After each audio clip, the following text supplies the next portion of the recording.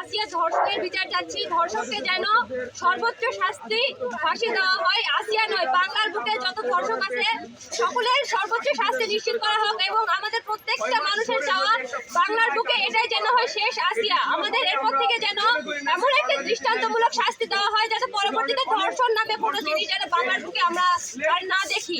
আমাদের মাগুরার ছোট বোন আসিয়া আজকে হাসপাতালে মরণাপন্ন অবস্থায়। কেন? এই দোষ ছিল তাদের। বাংলাদেশে বেশিরভাগই ধর্ষণ হয়ে থাকে আপন মানুষ দ্বারা, পরিচিত মানুষ দ্বারা।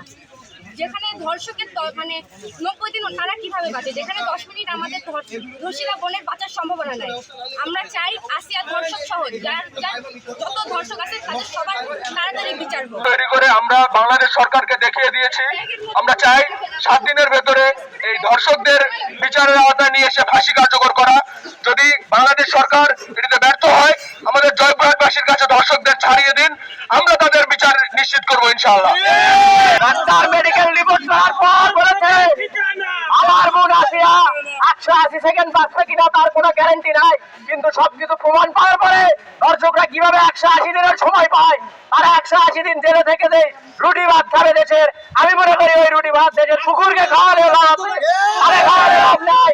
আমাদের দেশের এখন অনেক লোক বলবে চলাফেরা করবে মেয়েরা আমেরিকার মতো আর শাস্তি চাইবে সৌদি আরবের মতো, তারা মহরম তারা চলাফেরা করে। আমি তাদেরকে বলতে চাই তারা নিজের পরিবারের লোকের কাছে পর্যন্ত নিরাপদ না এবং দেশের এমন পরিস্থিতি দাঁড়িয়ে গেছে বাবার কাছে পর্যন্ত মেয়েরা নিরাপদ না।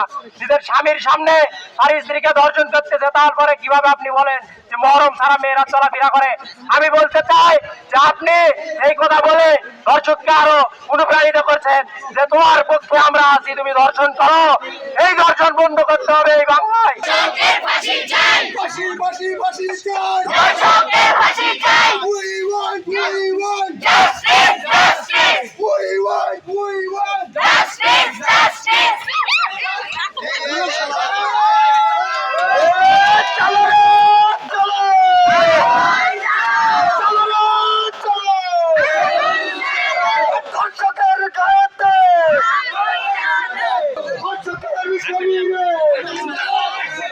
We want justice! We want justice!